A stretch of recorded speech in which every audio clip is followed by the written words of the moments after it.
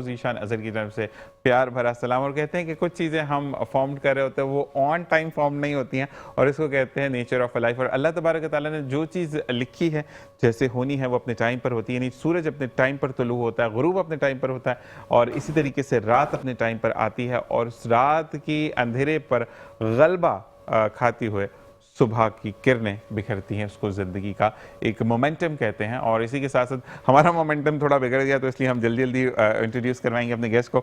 मेरे सीधे हाथ पर मौजूद है मुमताज़ गोपान साहब, जो कि PTI के रूह रवा हैं। आपको खुशामदीद कहते हैं। अस्सलाम वालेकुम मुमताज़ भाई, कैसे हैं आप? बड़ी मेहरबानी, अल्लाह का शुक्र है माशाल्लाह। और भाई का ताल्लुक इंटीरियर से है? बिल्कुल। किस जगह से? लाड़काना। लाड़काना, जबरदस्त। लाड़काना गए तो लाड़काना, दादू, मिट्टी और आपका ये जो है नवाब शाह, यहाँ जब भी मैं गया हूँ कि मैं सैयद फैमिली से बिलोंग करता हूँ, तो बुखारी से ही तो वो इतनी इज्जत देते हैं, मैं उनको मना करता हूँ भाई घर पे कोई देता नहीं है, आप लोग देते हैं, थोड़ी सी ना प्राउड आ जाता है। तो वो जाए सैयद साहब को पानी प्रॉपर दें, ये चीज़ें। तो अल्लाह ताला आपको खुश रखे और आपके लाड़काना वालों को भी। और जी मेरे उल्टे हाथ की तरफ मौजूद हैं इशफाक अहमद साबरी साहब, जो कि नात ख्वां हैं, किसी तारुफ के मोहताज नहीं, आपको खुश आमदीद कहेंगे। अस्सलाम वालेकुम। उसी के साथ अदनान सुल्तानी साहब, मोहम्मद अदनान सुल्तानी, अक्सर और बेशतर प्रोग्राम में देखते रहते हैं, जब भी मिलते हैं प्यार से मिलते हैं और तस्वीर ज़रूर लेते हैं, आपको खुश आमदीद कहेंगे। अस्सलाम वालेकुम। आपसे हैं मुमताज़ साहब सवाल कि अब क्या सूरत हाल है, आपको क्या फील होता है कि हम बेहतरी की तरफ हैं या क्या है? देखिए भाईजान, असल में सूरत हाल तो ये है कि अभी की मैं बात बताऊं कि हमारी बेहतरी ये जा रही है कि मुझे तकरीबन 23 साल हुए हैं कराची में। तो जब 23 साल पहले मैं आया था तो उस वक्त ट्रैफिक का निज़ाम इतना बेहतर था। अभी आपके प्रोग्राम में आने के लिए मैं गुलशन से आया हूँ और लियारी एक्सप्रेस वे लिया, और तकरीबन मुन्ना घंटा 45 मिनट में सिर्फ हदीद से आ रहे हैं? नहीं, गुलशन इकबाल से, उस साइड से, वो अपना सफूरा वाली साइड से। ठीक है, क्योंकि गुलशन तो सामने है ना। हाँ, तो लेकिन ये पहले तो ये रोड खुदा हुआ है, पूरा यूनिवर्सिटी रोड आपका ब्लॉक है। एक बात हुकूमत ये चाहती है कि आप लोग हम फिट और फाट रहे हैं ना, तो ऊपर जो है तो मैं उसमें उस पे ही आ रहा हूँ। तो लियारी एक्सप्रेस वे से आपके ये मेरे ख्याल में ज़्यादा से ज़्यादा 3 किलोमीटर का आपका फासला होगा, और वो मैंने 45 मिनट में कवर किया है। मसला ये है कि जो आप मुझसे सवाल पूछ रहे हैं कि क्या हम बेहतरी की तरफ जा रहे हैं, तो हम असल में बेहतरी की तरफ तब जाते कि ये फासला हमारा 2 मिनट में क्लियर होता। अब पूरा वो ये जो कराची है, मैं उसको कहूँगा कि पूरा कराची खुदा हुआ है भाई। एट ए टाइम आप लोगों ने डिफेंस में रात को गया तो डिफेंस की वो कोई गली नहीं जो खुदी हुई नहीं, पता नहीं क्या डेवलपमेंट हो रही है और किस प्लानिंग के साथ हो रही है। ये चाहते हैं कि एक शहर ऊपर एक नीचे भी बने। तो उस हवाले से हकीकत तो ये है कि ये कोई चीज़ हमें नज़र नहीं आ रही। बाकी असल में देखें, हमारा सब्र का पैमाना है। देखिए, एक तो हम, जैसे आपने मुझे बताया, हम तो आप बिलोंग करते हैं सैयद फैमिली से, और ख़ास तौर पे सिंध के लोग जो है सैयद फैमिली को बड़ा मान देते हैं और मेहमान नवाज हैं। ठीक है, लेकिन हम सब इंक्लूडिंग कराची और इंटीरियर, हम सब लोग कितना सब्र करेंगे? ऐसे ही है, सब्र कर करके हमारे सब्र के पैमाने लबरेज हो चुके हैं कि कोई चीज़ सुधरने का नाम नहीं ले रही। हर चीज़ आप चले जाएं, हॉस्पिटल्स में चले जाएं, वहाँ के आप हालात देखेंगे, वहाँ पे हमें कुछ नज़र नहीं आ रहा कि कोई आगे की चीज़ हो, कोई सुधरने वाली चीज़ हो। आप किसी दूसरी अपना चीज़ों में चले जाएं, एजुकेशन में आप चले जाएं, तो एजुकेशन का क्या हमारा हाल हो गया है। पहले तो मैं रोता था कि हमारी इंटीरियर का हाल ख़राब है भाईजान, लेकिन अब तो कराची का हाल उसे डबल खराब कर दिया गया है। तो इक्वलिटी ला रहे हैं वहाँ पे खराब है, तो इक्वलिटी मकसद है कि हम किस तरफ जा रहे हैं और किस तरीके से हम समझें कि हमारे तरफ कोई अच्छाई होगी, दूसरी चीज़ें होंगी। बाकी अब दूसरी चीज़ें तो बड़ी हैं, अब मईशत, दूसरी चीज़ें, वो तो आप और हम सारा दिन रोते भी रहते हैं और इस पर डिस्कस भी करते हैं। मेरे से ज़्यादा आपको नहीं मुमताज़ भाई, मैं इस वक्त आप PTI नहीं है, आप एक आम इंसान हैं। क्योंकि आम इंसान को देखें, PTI वाले हो गए, नून लीग वाले हो गए, पीपल्स पार्टी वाले हो गए, किसी को कोई भी पार्टी पर नहीं दे देती कि आपने उड़कर फ्लाई करना है। प्रॉब्लम यह है कि बीइंग अ नॉर्मल शहरी, आपने जब 3 किलोमीटर का फासला 45 मिनट में आपने तय किया, और ये वो टाइम है जबकि कॉलेजेस स्कूल्स बंद हैं और ऑफिसेज लग चुके होते हैं। ये वो टाइम नहीं है कि ऑफिस के लिए लोग रश अप हो रहे हैं। 9 बजे से पहले पहले ऑफिसेज लग चुके हैं। यानी आपको अगर इस वक्त 45 मिनट लगे हैं, तो अगर ऑफिस टाइम होता, स्कूल टाइम होता, कॉलेज टाइम होता, तो 1 घंटा 45 मिनट आपको लगते हैं। यानी हम प्रोग्राम वाइंड अप की तरफ होते हैं और मुमताज भाई कहते हैं अरे मैं आ गया। तो ये चीज़ है कि बिल्कुल अफसोस इस चीज़ का होता है कि कराची का शहरी कब तक चीज़ों को सफ़र करेगा। जैसे कि कल रात धाबे जी पंपिंग स्टेशन पर फिर इलेक्ट्रिसिटी का जो है वो फुकदान आ चुका है, और कराची को फिर पानी की जो रसाई है वो बंद हो चुकी है, वो जो तरसील है वो काफ़ी हद तक कम हो चुकी है। तो हर वक्त धाबे जी स्टेशन, और फिर हम अगर धाबे जी से आ जाते हैं तो फिर पानी, गैस नहीं आ रही है, गैस की लाइनों में पानी आ रहा है, उसमें फिक्स चार्जेस कर दिए गए हैं।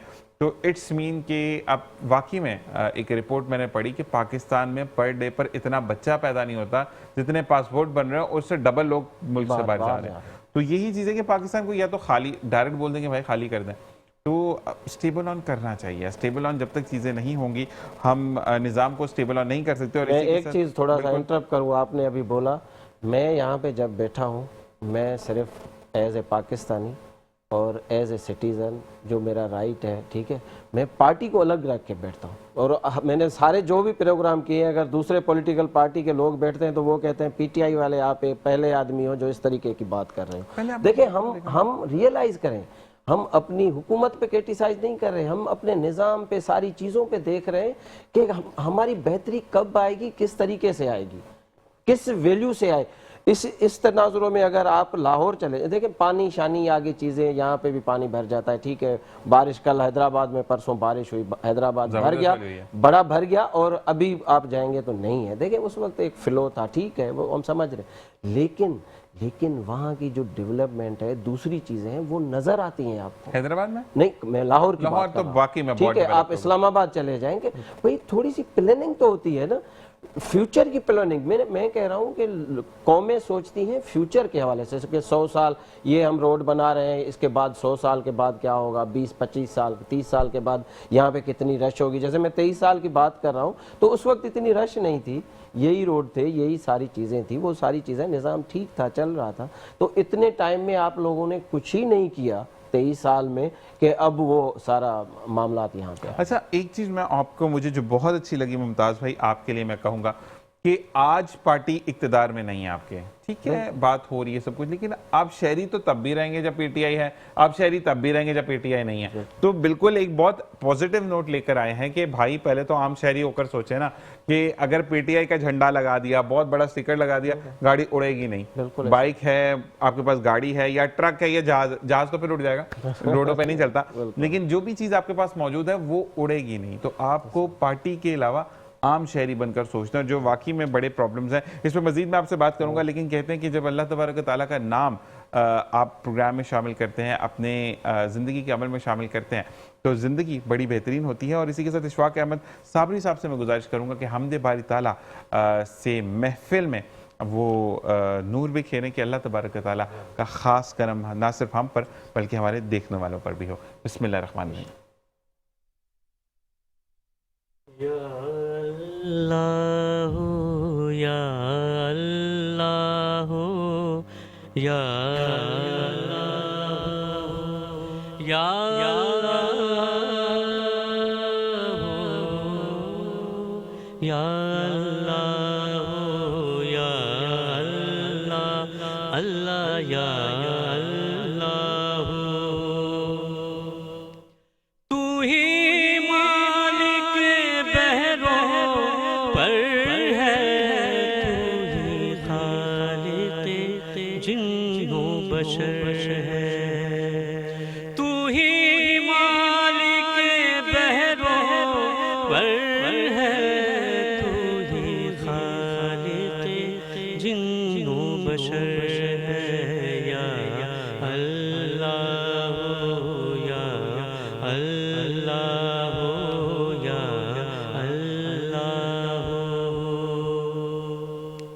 दुनिया जब पानी को तरसे झिम झिम बरखा बरसे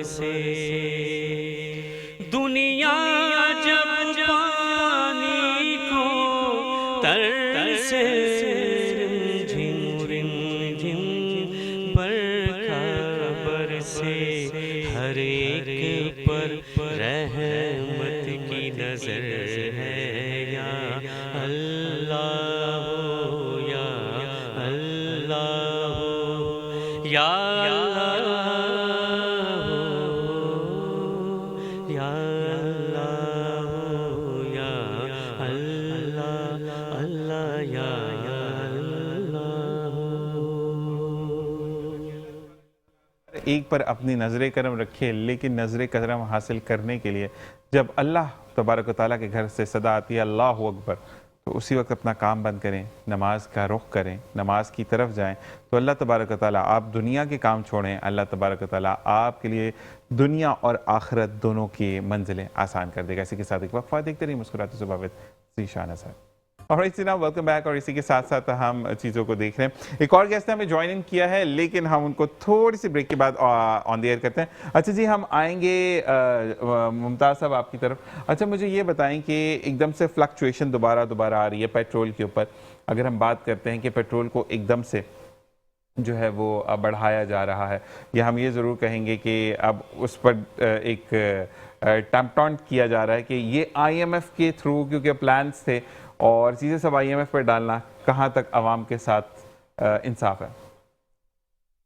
देखें ज़ीशान भाई, असल में मसला ये है कि इस वक्त की जो सूरत हाल है हमारे मुल्क की, देखें मैं वही पहले जो बात कर रहा था कि अभी इस वक्त भी वही बात है कि जब हम मुआहदे करते हैं ना, असल में वो चीज़ें होती हैं कि आप बैक कितना सोच रहे हैं कि 20 साल के बाद जो आज आप मुआहदा कर रहे हैं, वो 20 साल के बाद आपके मुल्क के लिए, आपकी आवाम के लिए कितना कारआमद साबित होगा और उससे आवाम को कितना फ़ायदा होगा, हुकूमत को कितना फ़ायदा होगा। अब होता यहाँ पे ये है कि जो भी हुकूमत आती है वो इस किस्म के फ़ैसले करती है, इस किस्म के मुआहदे करती है, इस किस्म की सारी चीज़ें करती है कि जो 20 साल के बाद, 25 साल के बाद, 15 साल के बाद वो आपके टोटली जो उसके अखराजात हैं या उसका जो वज़न है या उसके जो हम कहते हैं वो सारे असरात हमारे अवाम के ऊपर आ जाते हैं। ठीक है, आपका हमसाया मुल्क यहाँ पे ईरान है, आप मुझे बताएं कि आप इस वक्त तक उसके साथ कोई ऐसा मुआहदा नहीं कर पा रहे हैं, ना कर सके हैं कि जिस वजह से आपके पेट्रोल की कीमत में कुछ चीज़ें आएँ। पिछली हुकूमत में मैं जाऊंगा, आगे वाली हुकूमत में अगर हम कहें कि उस वक्त तो जो है इमरान खान की गवर्नमेंट थी, तो एक बड़ा मुआहदा होने जा रहा था जिसमें बड़ी क्रिटिसाइज भी हुई थी रशिया के साथ वो पेट्रोल का। तो मसला यहाँ पे आके आता है कि आप जब पेट्रोल के लिए 20-25 साल का कोई प्लान नहीं बनाएंगे और इस किस्म का कोई प्लान लेके नहीं आएंगे, तो फिर तो ये वज़न पेट्रोल का हमारे ऊपर ही गिरना है। और दूसरी चीज़ें आपने देखी कि वो बहुत सारे ऐसे मुआहदे थे जो ना बिजली बन रही थी, ना कुछ चीज़ें हो रही थी, फ्यूल के मद में, दूसरी मद में गवर्नमेंट उनको पैसे दे रही थी कि उन्होंने कहा हमने तो इन्वेस्टमेंट कर दी है। लेकिन मैं एक बात आपको बोलूँगा मुमताज़ भाई, देखिए IMF से कर्जा आप लोगों ने भी लिया जब PTI की हुकूमत थी, ठीक है, लेकिन वुज़रा कोई या जितने भी ब्लीड क्लास पे जो लोग होते हैं उनकी मराद आपके सदर ने भी बढ़ाई, ठीक है। IMF वहां पर टैक्स क्यों नहीं लगाता? गरीब बंदे पर जो 25,000 कमा रहा है उस पर टैक्स लगा दिया। ये मुझे IMF का भी समझ नहीं आता, थोड़ी सी कोई गलती है वहां पे। मैं एक चीज़ बताऊं, देखे मैं अब ये मान रहा हूं कि हमने यही कहा था कि IMF के पास हम नहीं जाएंगे और हम गए। ठीक है ना, हम बड़ा थैला लेकर गए बिल्कुल। देखें, अगर उस वक्त भी अगर सही तरीके से पॉलिसीज बनती तो मैं समझ रहा हूँ कि उस वक्त भी नहीं जाते। लेकिन अब IMF का मैं आपको बताऊं, अब आप इस वक्त हमारे मुल्क की जो पोजीशन है, ठीक है, आपकी टोटल जो फैक्ट्रीज हैं टोटल डंप हो गई। इंपोर्ट एक्सपोर्ट देखें पूरे का पूरा हर मुल्क का, यहाँ तो इंपोर्ट एक्सपोर्ट आप पूरी दुनिया को देख लें ना, यहाँ तो इंपोर्ट एक्सपोर्ट हर मुल्क के पास कोई ना कोई ऐसी चीज़ है जो वो बाहर भेज के बहुत डॉलर्स और पैसे कमा रहा है। ठीक है, हमारे मुल्क में कौन सी चीज़ है इस पे नहीं सोचा गया कि हम वो बाहर भेज के वहाँ से पैसा जो है यहाँ पे लाएं, पहली बात। दूसरी बात, बड़े से बड़े बहुत सारे मुल्कों की इस वक्त सिर्फ उनकी मईशत बनती है सियाहत पे। उसमें दो हमारे बड़े मुल्क हैं जिसकी में सियाहत तो नहीं है, एज ए बीइंग ए मुसलमान हम ये कहते हैं कि सऊदी अरेबिया की टोटल बहुत सारी इकोनॉमी हमारे वहाँ पे लोगों पे जाने पे बनती है। हाँ हाँ, जो पे बनती है, बिल्कुल ऐसे ही है। मकसद है कि लाखों नहीं करोड़ों लोग वहाँ पे जा रहे हैं, तो यहाँ से पैसा हर जगह से, पूरे मुल्क दुनिया से पैसा वहाँ पे। अब ईरान की ज़ियारतों के लिए देखें, लेकिन दूसरे सिटीज़ को देखें ना कि उन्होंने कैसे किया है। तुर्की को देखें, मलेशिया को देखें। मलेशिया का अब हम कहते हैं कि भाई हमारा सिक्का नीचे चला गया, रुपया नीचे चला गया, डॉलर ऊपर। आप मलेशिया को देखें, आप इंडोनेशिया को देखें। आपका मेरे ख्याल में अगर 1 रुपया है तो इंडोनेशिया के 100 रुपये हैं। हमारा 1 रुपया मेरे ख्याल में नियरेस्ट, अगर आगे पीछे होगा तो अलग चीज़ है। तो फिर भी आप इंडोनेशिया की डेवलपमेंट देखें। तो इसका मकसद ये हुआ कि हमारी जो प्लानिंग है वो सिर्फ इस पे रह गए हैं कि बिजली का बिल पे पैसे लगाओ, IMF के कहने पे गैस पे डबल और ट्रिपल और ये बढ़ाओ, धाबे जी की पंपिंग स्टेशन की बिजली बंद कर दो, ये करो, और इससे गरीबों के ऊपर डाल के और सारे का सारा पैसा IMF को दो और खुद कुछ भी नहीं करो, खुद बैठ के रिलैक्स इस प्रोग्राम के बाद या तो फटोके हमें पढ़ने हैं। अच्छे वाले जी, हमें माज मुकद्दम ने ज्वाइन इन किया, जो कि पब्लिक रिलेशन ऑफिसर है। आपको खुशामदीद कहेंगे। अस्सलाम वालेकुम। कैसे मिजाज हैं आपके? माज भाई, सबसे पहले तो एक बहस चल रही है कि पाकिस्तान के अंदर, क्योंकि आप पब्लिक रिलेशन ऑफिसर भी हैं और जब आप पब्लिक डीलिंग्स कर रहे होते तो कहीं ना कहीं समहाउ आपका भी वो कहते हैं ना कि हर एक की प्रॉब्लम्स से आप आशना होते हैं। तो मुझे ये बताएं कि आज की अगर हम बात करते हैं, जैसे कि हम मुमताज़ भाई से ही कह रहे हैं कि इन्होंने कहा कि मुझे 3 किलोमीटर का सफ़र मैंने 45 मिनट में तय किया, जबकि स्कूल्स ऑफ है, कॉलेजेस ऑफ हैं और साथ ऑफिस भी लग चुके हैं। तो ये मुझे बताएं कि आपकी नज़र में जो बहुत ज़्यादा हाईलाइटेड इशू होता है वो क्या होता है? मैं भी लेट इसी वजह से, ट्रैफिक की वजह से हुआ हूँ। तो दो आज ही के दिन अगर आप मुझसे बात करें, वैसे तो मेजर इशू जो है मैं उसके ऊपर बात करता हूँ, जो हमारा कोर इशू है, लेकिन आज ही के दिन जो खाली रोड थी उसमें हमारे इदारे जो कि ट्रैफिक कंट्रोल करते हैं तो वो बाकायदी से पिकेट लगा के खड़े हुए थे और खाली रोड पे ना जो आ रहा था बाइक वाला उसको रोक रहे थे। यहाँ पे मैं देख रहा हूँ ये पूरा जो हमारा सिविक सेंटर वाला रोड जो है, यहाँ पे ट्रैफिक फंसा हुआ है। एक मुझे ट्रैफिक पुलिस पर्सनल नज़र नहीं आया, भले सिपाही क्यों ना हो।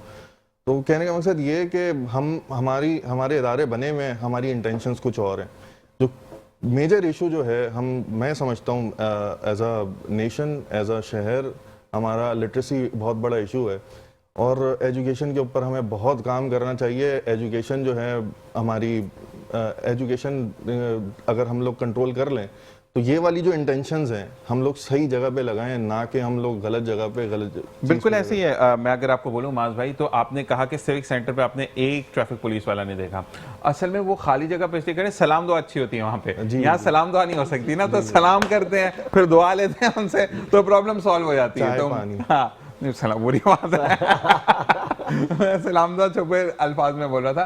तो मुझे ये बताएं कि माज भाई, अभी अगर हम आपकी नज़र में अगर हम बात करते हैं एक ऐसा इशू जो कि हर घर का, हर फर्द का जो है वो एक प्रॉब्लम है, तो क्या है वो आपकी नज़र में? कराची की बात की जाए तो हर कोई, एक तो बिजली और एक पानी से बहुत लोग परेशान हैं। डू यू मेक इट कि हम क्यों के इलेक्ट्रिक के खिलाफ नहीं है? ऐसा नहीं है, एहतजाज वाला सीन ऐसा नहीं है कि इलेक्ट्रिक के खिलाफ नहीं है। लोग अपने मसलों में बहुत फंसा दिया गया लोगों को ना, और ऐसा नहीं है कि इलेक्ट्रिक के खिलाफ नहीं है। के इलेक्ट्रिक के खिलाफ अगर नहीं होते तो लोग वाफिर मिकदार में सोलर एनर्जी की तरफ नहीं जाते, ग्रीन एनर्जीज की तरफ नहीं जाते। नहीं, लेकिन हम माज भाई एक चीज़ है, सॉरी टू इंटरप्ट यू, मुझे ये बताएं कि आवाम जो है वो नेमो बदल ढूंढ रही है, बिल्कुल ऐसे ही। इदारे का नेमो बदल नहीं ढूंढ रही है।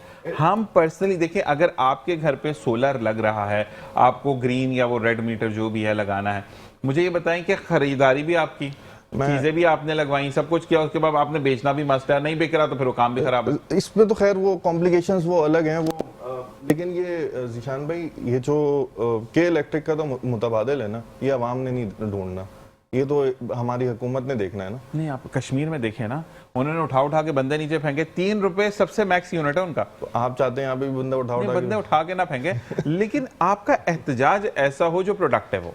देखिए, अगर आप निकलते हैं, मैं अगर बात करूं, हमारे साथ ही साबका हुकूमत के बंदे बैठे हुए हैं, सब ने कहा एहतजाज हुआ, ये नहीं होगा, ऐसा नहीं होगा, जो कि PTI जब हुकूमत में थी विद सॉरी कि हम जो हैं वो इक्तदार में ये कर देंगे, लेकिन जब एका हुआ तो खान साहब को जाना पड़ा।